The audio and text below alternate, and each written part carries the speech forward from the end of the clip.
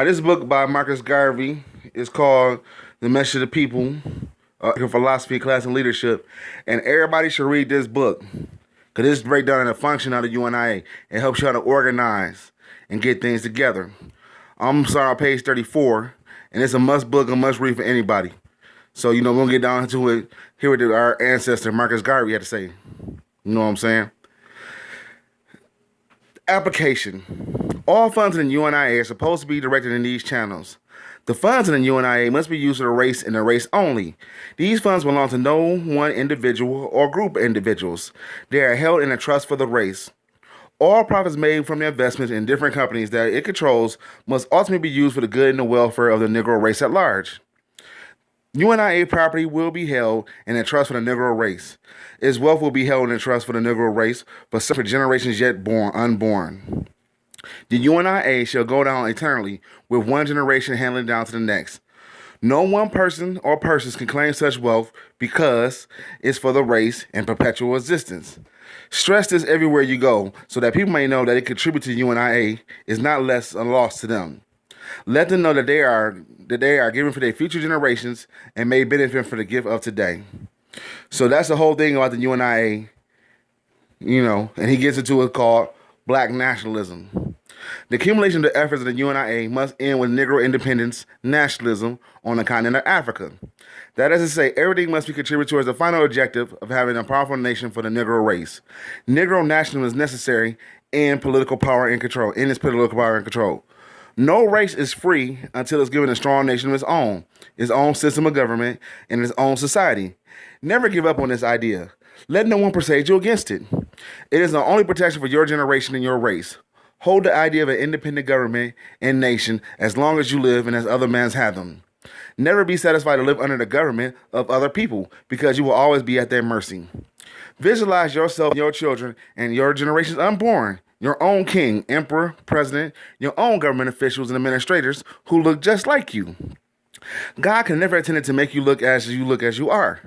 Make your king, your president, your emperor, your ruler a different race than you are. These must not be the license of you obey the laws of the kings of other races and rulers of other races while you are living under their control. You must always seek and work for a government absolutely of your own, where you and your children will have the chance, like anybody else in the state, to have a chance to rise from the lowest to the highest position, which you may not attain under other governments. While you are under alien governments, get the best out of them as the rights of citizenship. But always have in view of doing something to make it possible for your own race to have their own nation and its own government. Speak of this. Dream of this. Work increasingly for this. Never forget this, for it is the great task of the U.N.I.A. Never confuse your ideas about Negro nationality with the other people, so as to think that their nationality is good enough for you. Never think that if Japan gained control of the world, they would treat you better than the Anglo-Saxons or the Latins. Never think if the Chinese or the Indians gained control of the world, your position will be better.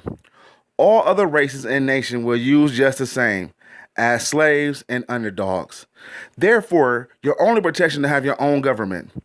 Do not encourage Negroes to join Japanese, Chinese, and Indians or any other movement with the hope of getting greater freedom.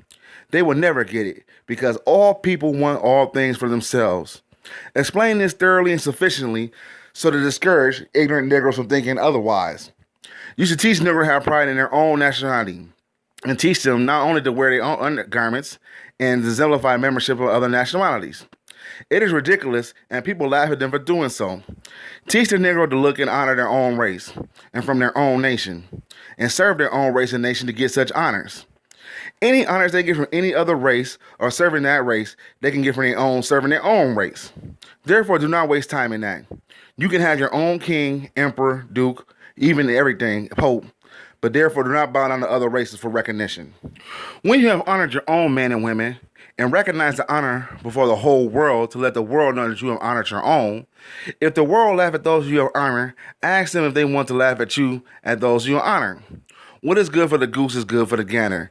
If they laugh, laugh at them. A white king has no more right to drive a golden culture than your king is sovereign. Their pope has no more right to put on sacred robes than your pope.